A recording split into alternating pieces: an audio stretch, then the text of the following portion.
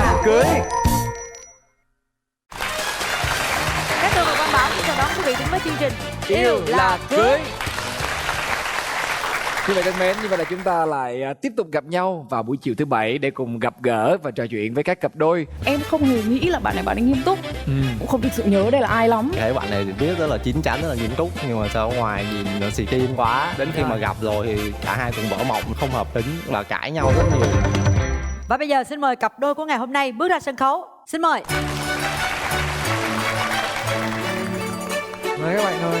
Rồi, chào hai em. Chào anh chị. Rồi, mình giới thiệu về bản thân đi cưng. Chào chị Cát Tường, chào anh Quang Bảo. Em tên là Thu Giang, em 27 tuổi và em làm sản xuất nội dung ở trên mạng. Em tên là Thịnh Trì, em cũng 27 tuổi, em đang làm marketing freelance. Cơ duyên nào mình quen với nhau? Cũng Từ trên mười mấy năm về trước. Bao nhiêu năm? Mười mấy năm Mười về mấy trước năm. là đã quen biết nhau rồi. lúc đấy là mới học lớp 10 thôi. Ồ, lúc đó tụi em mới có 16, 17 16, 17 tuổi dạ. Và lúc đó thì em đi học ở Hà Nội, còn bạn thì vẫn ở thành phố Hồ Chí Minh. Cái lúc đó thì có một cái gọi là một cái nền tảng mà tuổi teen rất là thích, gọi là Yahoo 360. Blog 360. Em thì là người thích viết, em rất là hay viết ở trên đó, cho nên là cũng có một số người đọc và làm quen rồi nói chuyện rồi đó. Thì là bạn ấy cũng là một người trong số đó. Sau một thời gian nói chuyện với nhau qua mạng thì bạn này có một lần mà đăng lên là mình sẽ vào Sài Gòn chơi. Thế là em chủ động nhắn tin luôn, em hỏi là vào đi rồi có gì mình đi gặp nhau. Ấn tượng đầu tiên khi gặp nhau ở Sài Gòn là như thế nào? Khó chịu lắm chị. Ủa sao em vô gặp người ta em khó chịu? Tại vì cái tuổi đó em không nghĩ là bạn ấy nghiêm túc. Tại vì thực sự cái lúc đó thì em cũng hay viết, rồi em viết này viết kia thì cũng rất là nhiều người nói chuyện. Thì khi mà bạn gọi điện cho em đâu có biết bạn này là bạn nào. Bạn gọi điện cho em và bạn ấy nói là sẽ vào Sài Gòn thì sẽ đưa đi chơi. Em nhá, thì em không hề nghĩ là bạn ấy nghiêm túc. Nhưng mà đến khi mà vào Sài Gòn thì bạn ấy đón em đi chơi thật. Thì em mới bảo cũng không thực sự nhớ đây là ai lắm. Rồi còn bạn thì sao lúc mà gặp Giang lần đầu tiên? Ấn tượng thì khác với bây giờ lắm. Hồi xưa thì nó còn cái trào lưu văn hóa bảo thi, nó còn kiểu tóc xù, thời công chúa bong bóng công chúa này bong bóng đó. đó, mặc đồ rồi đeo cà vạt rồi rất là xì kin. Lúc đó mình nghĩ mình đọc cái blog của bạn này, thấy bạn này thì viết rất là chín chắn, rất là nghiêm túc, nhưng mà sao ở ngoài nhìn nó xì kin quá. Thì đó là cái ấn tượng đầu tiên. Ngày xưa có phải là tình đầu của nhau luôn không? Dạ tình đầu. Dạ đúng rồi. Cả hai tình đầu của nhau luôn. Nụ hôn đầu tiên của em luôn. Nụ hôn đầu tiên luôn. Nhớ không? Hồi đấy là tại vì còn bé không có xe đi chơi, cho nên đi đâu em cũng phải gọi anh chị rủ thêm bạn để có xe chở cả hai đứa đi. Thì đợt đấy cả đám đi Vũng Tàu chơi, thì có một cái nhà nghỉ dưỡng ngoài đấy, thì anh chị ở chơi trên lầu, còn tụi em thì được ngồi chơi một cái phòng dưới. Tuy nhiên anh chị dặn là không được đóng cửa, hai đứa phải ngồi trong này chơi với nhau thôi. Thì ngồi đấy thì nói chuyện một lúc, thì đó là cái nụ hôn đầu tiên ở trong cái phòng đấy. Đã dặn không đóng Cái đó là cửa trong rồi. sáng, đó là bật đèn đàng hoàng. Cái gì càng dặn là càng làm đó.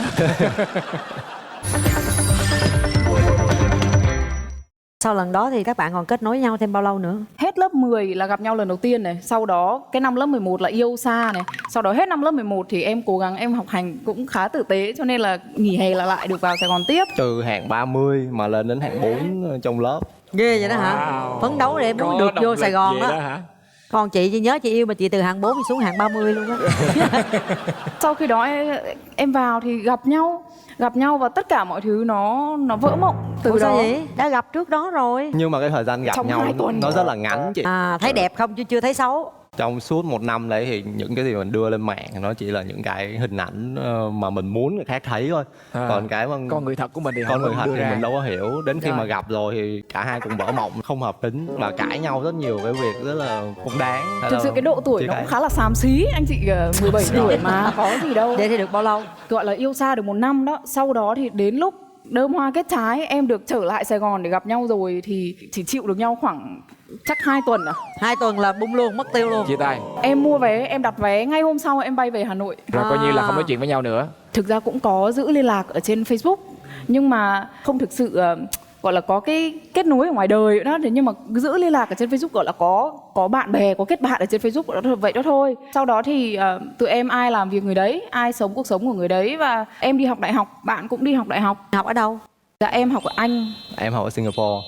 Lúc đấy thì lại thấy bạn này nhắn tin nói là sắp vào Sài Gòn sống và Lại làm sắp việc. vào Sài Gòn nữa hả?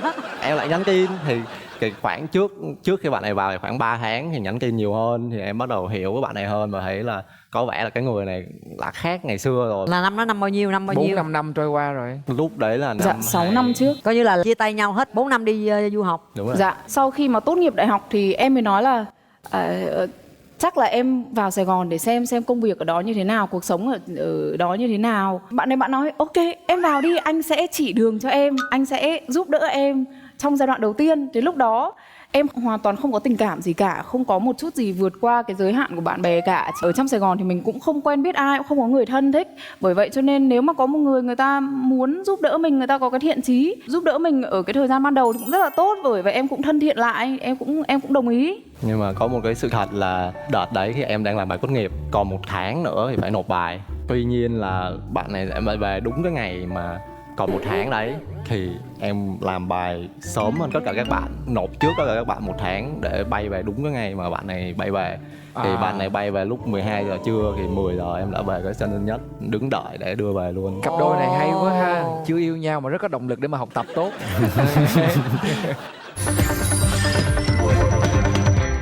Rồi sau cái gần gặp lại đó thì như thế nào, là bắt đầu Chính thức khi nào là yêu nhau lại? Chắc là sau đó khoảng 2 tháng. Tại vì thực sự bạn ấy đón em ở sân bay và bạn ấy không buông tha em từ đó. Bạn không buông ra. Đi làm bạn cũng đưa, đi chơi bạn cũng đưa, đi đâu bạn cũng đưa đi hết, đi làm giấy tờ, thậm chí ra bưu điện bạn cũng đưa ra. Cho nên là có tình cảm lại với nhau lúc nào không biết. Và sau đó khoảng 2 tháng là bắt đầu yêu. Có ai tỏ tình không? Thật ra thì không có lời tỏ tình chính thức, nhưng mà tự hiểu với nhau là cứ dính ok. với nhau như vậy riêng. Lúc đó em thấy hợp rồi hả? Không có giống như mấy 4 năm trước. Tại vì 16, 17 tuổi và 21 tuổi không phải là một khoảng cách quá lớn về mặt tuổi tác. Tuy nhiên trong cái giai đoạn mà nói đầu 1 và đầu 2 là rất khác nhau rồi. Rồi vậy từ cái lúc đó đến giờ là 6 năm. Dạ. Thì có gãy gánh đoạn nào nữa không hay là đi luôn thôi? Dạ không, 6 năm liền mạch. 6 năm liền mạch. Suốt một quá trình dài như vậy chắc chắn sẽ có nhiều cái kỷ niệm trong cái tình yêu của hai bạn. Những cái kỷ niệm nào mà ấn tượng nhất, mà hai đứa em nhớ nhất? Có lẽ em nghĩ là cái lần cầu hôn đó. Ồ, có cầu hôn rồi hả? Sao em kể chị nghe với? Thì em chuẩn bị một cái đoạn video ghi lại cái hành trình từ lúc mới quen nhau lại, và hai đứa cùng đi du học lại lần nữa với nhau, và đi du lịch qua các nước như thế nào. Thì ở nhà em có một cái máy chiếu để em chiếu lên tường, thì em gọi là lừa bạn này xem cái video đấy một cách mà không biết. Khi mà hai đứa đang ngồi phòng khách thì em bật lên và em tắt đèn đi. Thì cái video nó đang chạy và Giang thì rất là kiểu bắt đầu rơm bắt đầu khóc rồi. Nhưng mà vấn đề là em up cái video đó lên YouTube chứ không phải là video ở trong máy. Thế là cái video đang chạy bỗng nhiên cái màn hình nó xoay cái này, mạng nó lag. Tại vì cái internet nó không có mạnh. Thế là hai đứa bắt đầu chờ cái video tiếp hay như thế nào, thì lúc đấy rất là lóng ngóng. Em không biết nên khóc hay nên cười, em không biết là có nên cắt đứt mạch cảm xúc hay là cố gắng duy trì tiếp mạch cảm xúc. Nhưng mà thực sự khi mà đang xem cảm xúc nó đang cao trào rồi, mạng cứ lag hoài, giống như là trời không thương vậy đó. Tại vì bình thường ở nhà em thì mạng cũng khá mạnh và không có lúc nào mà bị như vậy cả. Nhưng cho đến khi tự nhiên đúng cái video đó thôi là nó giật một cách khủng khiếp. Và em có giấu một cái camera trong góc nhà để quay lại qua một cảnh đấy. Thì khi mà up lên mạng để tất cả mọi người xem, chia sẻ, thì em cắt ra cái đoạn xoay thì tất cả mọi người nghĩ ồ anh này rất là lãng mạn, mình rất là chân thành này đó. Tuy nhiên mọi người không biết là đằng sau đấy là sẽ có cái cảnh hai đứa đang ngồi nhìn cái màn hình xoay và không biết phải làm gì. Mọi người chỉ thấy cái điều đẹp nhất thôi. dạ đúng, khoảnh khắc quan trọng nhất và đẹp nhất, chứ mọi người không thấy những cái đoạn mà giật lắc thì cắt ra hết rồi. Em thì hay thích tạo bất ngờ cho người khác. Sinh nhật bạn trai em thì có một lần em muốn tạo bất ngờ. Bởi vậy khi mà em đi làm ở công ty đó thì em cố gắng em về sớm. Em mua một cái bánh sinh nhật, sau đó em lái xe em chạy tới cái nhà hàng, em gửi ở cái nhà hàng và em dặn rất kỹ là cất nhờ ở cái tủ lạnh ở trong nhà hàng. Sau khi mà em giả vờ đứng lên vào nhà vệ sinh vậy đó, thì là em sẽ ra cái quầy bar và sẽ nháy cái người ở quầy bar mang cái bánh ra, thắp nến và hát sinh nhật. Nó chỉ đơn giản như vậy thôi. Sau khi mà em gửi cái bánh xong thì em phóng xe về nhà như bình thường, không có chuyện gì xảy ra cả. Và em nói là em book nhà hàng ở cái chỗ đó đó, mình đi ăn đi. Ra đó thì vừa mới vào cửa, cái em gái mà đứng chào ở cửa nói chị Giang, bàn của chị Giang đúng không chị? Chị có muốn em mang bánh ra luôn không? mất bất ngờ hết trơn. Thất bại, 1 năm thất bại. Sau đó thì cái em đó em cười hề hề, em bảo em xin lỗi chị, thôi em hẹn chị năm sau. Trời ơi, nhỏ nào mà duyên dáng dữ vậy trời. Nhỏ đó ở nhà hàng nào vậy em? Em nói chị thấy chị né rồi. Ủa chị cũng làm bất ngờ cho người ta Thôi nghe hả? duyên dáng dữ vậy. Vậy luôn á hả? Tự nói xong tự biết mình bị kỳ luôn á hả? Hẹn năm sau. Năm sau em quyết tâm chơi lớn hơn. Em nhắn tất cả bạn bè, tại vì em và chị thì vào đây có một nhóm bạn bè thân. Em nhắn với tất cả mọi người là không có được nói gì hết, không được nhắn chúc hay là không có được hỏi han, gọi điện hay bất cứ một cái gì trong ngày sinh nhật đó hết. Ngày sinh nhật đó thì lại trúng vào ngày thường, không phải là ngày cuối tuần. Bởi vậy tất cả mọi người đều đi làm và không ai nhắn hỏi cái gì cả. Bình thường thì vào sinh nhật em á thì bạn bè hay nhắn tin chúc mừng, gọi điện, có khi là từ 12 giờ đêm đã có bạn thân nhất gọi rồi. Tuy nhiên vào cái ngày hôm đấy cũng tuyệt nhiên không có bất cứ ai nhắc gì đến mình. Bực chứ ha? Tức ha? Lúc đầu là em bực, và lúc sau em hơi buồn buồn. Lúc bắt đầu cứ càng đến cuối ngày em càng dịu không? xuống, không đến mức khóc nhưng mà ngồi. Thì đến lúc đấy thì bạn gái đi làm và bạn gái nói là thôi đi ăn. Thì lúc đấy trong đầu em nghĩ cuộc đời này mình chỉ còn có cô bạn gái là quan tâm với mình thôi. Thế là hai đứa đi ăn vào một cái nhà hàng. Sau đấy thì đi đến một cái quán pub ở đường Bùi Viện. Thì khi mà đi vào đấy thì là Tất bảo cả vệ bạn không bè cho vào. đều ở đó hết. Nhưng mà bảo vệ không cho vào. Tại vì bảo vệ hỏi là anh chị có đặt bàn không. Mà Giang thì không dám nói là có đặt bàn. Tại vì nếu nói đặt bàn ở trong có bạn thì lộ. Thế là cứ đứng lóng ngóng ở đấy một lúc. Xong rồi không biết làm sao lao thẳng đẩy cửa lao vào đẩy găm bảo vệ ra luôn. Mở ra thì em thấy bạn bè em đứng hết ở trong đấy rồi hát Happy Birthday. Năm đó thành công đúng không? Dạ năm đó là thành công. Mém rớt nước mắt rồi chị. Cuối cùng thì là thật ra là bạn bè mình ngồi đây chứ không phải. Nước mắt đó không phải xúc động mà nó mừng quá. Mừng quá. Người ta vẫn còn nhớ tới mình, chưa có bị bỏ rơi đúng không? Đúng rồi chị. Quen thời gian lâu như vậy hai bạn đã có kế hoạch gì cho tương lai chưa? Hai bên gia đình gặp nhau hết chưa? Gặp rồi. Dạ rồi ạ. Gia đình hai bên có phản đối hay là ủng hộ hay là còn cái vấn đề gì nữa không? Tụi em có thể nói là đi học xa rồi tự lập khá là sớm, bởi vậy cho nên cuộc sống của tụi em với gia đình khá là riêng biệt nhau. Bởi vậy cho nên gia đình cũng thấy chuyện riêng của hai đứa thì cũng ủng hộ thôi chứ không có vấn đề gì. Nói theo một cách nào đấy thì cả ba mẹ em lẫn ba mẹ chị đều hiền khô rồi chứ không có vấn đề gì. Thật ra rất là ủng hộ. Nói chung là ngày cưới cũng sắp tới hết rồi, chắc là hai em cũng chuẩn bị hết rồi đúng không? Với lại một quá trình yêu nhau cũng rất là dài. Thế giờ hai bạn có còn mong muốn đối phương thay đổi điều gì để cho cuộc sống sau này nó tốt hơn nữa không? Có chứ chị. Nói với ảnh đi. Có vẻ giống như là đợi cái giây phút này đợi hỏi cái câu đó đó. Bản thân nè. Rồi mời em. Em hy vọng rằng sau hôn nhân chồng em sẽ bớt hay quên hơn, chịu khó ghi các đầu việc xuống giấy và không quên cái việc ghi xuống giấy. Bởi khi mà đã quên cái việc ghi xuống giấy thì Chắc chắn là quên. thì chắc chắn là quên cái việc đó rồi. Bởi vậy cho nên anh hãy cố gắng đừng quên những việc linh tinh và đừng hay chống chế. Mà mấy việc quan trọng có quên không? Trong cuộc sống công việc rồi có quên không? Không chị. Là chỉ những cái lặt vặt thôi gì? Dạ, lặt vặt trong cuộc sống thôi, chứ cũng không có chuyện gì quá lớn. Vậy còn còn gì em? nữa không? Đến em. Đến em rồi đó. Anh chúc em là sẽ không có để đồ lung tung nữa này, bớt nóng tính đi và chăm tập thể dục hơn. Tại vì rất là quyết tâm đi tập thể dục, nhưng mà thường là quyết tâm được ngày đầu tiên, sau đấy thì mấy tuần sau không tập nữa. Thì Không nhiều người vậy lắm. Nói chung là cặp đôi này Yên nó bình. yêu nhiều hơn tất cả những mối tình mà mình yêu nữa. Mình biết khuyên gì giờ. Tại vì yêu nhau dài quá. Yêu nhau 2 chặng rồi, cái chặng sau không đã 6 năm rồi. Thì chị nghĩ rằng là hai bạn đã quá đủ chín chắn và trưởng thành để chịu trách nhiệm với những gì mà mình chọn lựa. Mà chị nghĩ chắc chắn là hai bạn sẽ hạnh phúc. Yeah. cảm ơn chị rất Cảm nhiều. ơn anh chị. Rồi.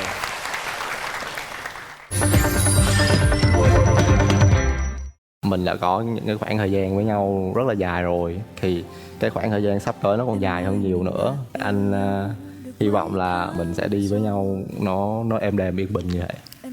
Cảm ơn em.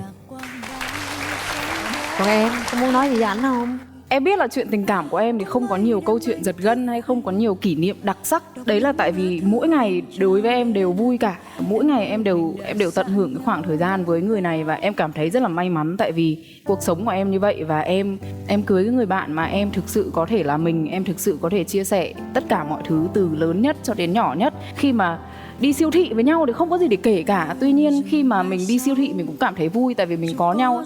Thì đó là cái cuộc sống mà em mong muốn và em em hy vọng là mình chỉ có một lần trên cuộc đời này thôi, và em hy vọng là mình sẽ tận hưởng cái lần này cùng với nhau. Rồi, chúc mừng hai bạn.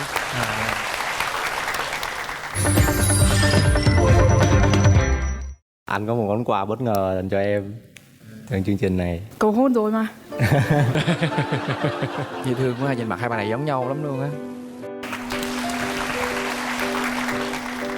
Thì đây, em cứ mở ra coi đi. Gì vậy?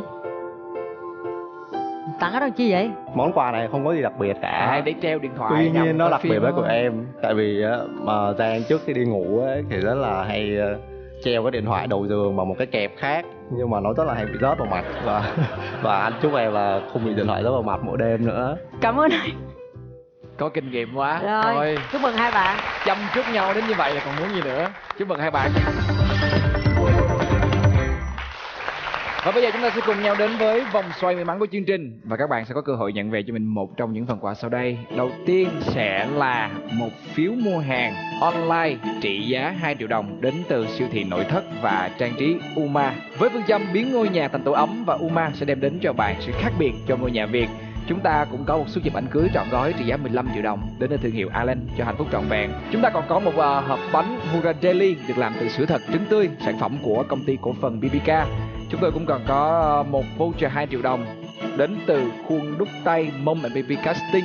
Và chúng ta cũng sẽ có những chiếc thẻ chiếu phim đến từ Cinebox, cũng như là những bình sữa thần thánh của chương trình Yêu Là Cưới. Rồi, các Rồi, bạn. mời hai bạn.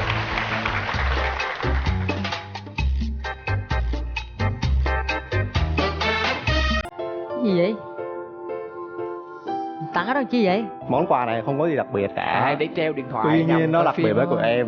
Tại vì mà Giang trước khi đi ngủ ấy, thì rất là hay treo cái điện thoại đầu giường bằng một cái kẹp khác, nhưng mà nó rất là hay bị rớt vào mặt, và anh chúc em là không bị điện thoại rớt vào mặt mỗi đêm nữa. Cảm ơn anh. Có kinh nghiệm quá. Rồi, Thôi, chúc mừng hai bạn. chăm chút nhau đến như vậy là còn muốn gì nữa. Chúc mừng hai bạn. Và bây giờ chúng ta sẽ cùng nhau đến với vòng xoay may mắn của chương trình. Và các bạn sẽ có cơ hội nhận về cho mình một trong những phần quà sau đây. Đầu tiên sẽ là một phiếu mua hàng online trị giá 2 triệu đồng đến từ siêu thị nội thất và trang trí Uma. Với phương châm biến ngôi nhà thành tổ ấm, và Uma sẽ đem đến cho bạn sự khác biệt cho ngôi nhà Việt.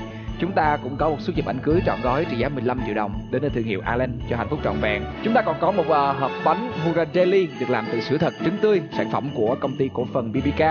Chúng tôi cũng còn có một voucher 2 triệu đồng đến từ khuôn đúc tay Mom and Baby Casting.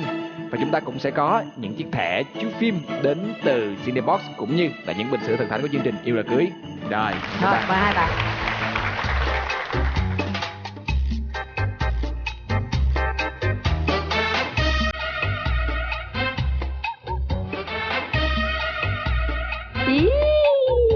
Yeah, chúc mừng các bạn một thẻ xem phim. Không có máy luôn, kiểu như là em không lấy luôn, kiểu như em không biết lúc đó là cảm xúc nó bị gì mà em không muốn gặp mặt, không muốn nói chuyện luôn. Hãy đến với Yêu Là Cưới vào lúc 15 giờ thứ 7 hàng tuần trên HTV7